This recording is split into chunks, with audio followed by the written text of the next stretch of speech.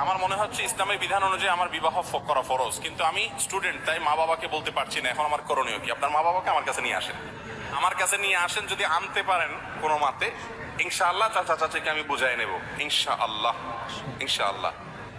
আর আমার কাছে যদি নিতে পারেন কোনো ভালো আলেম, যিনি বিবাহের ফজিলত বুঝে, গুরুত্ব বুঝাতে পারে, চাচা চাচিকে বুঝাবে, তার কাছে ধরে নিয়ে যান মুরব্বী। বুঝতে পারছেন ভাইরা আমার? এই কথা আমি সবসময় বলি, সব জায়গায় বলি।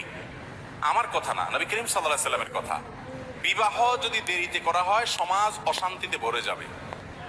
এরপরেও বাপ মারা বুঝতে চান না এগুলা। আমাদের যুবকরা জেনা করতে চায় না, হালাল সম্পর্ক রাখতে চায়, উপার্জন করে না।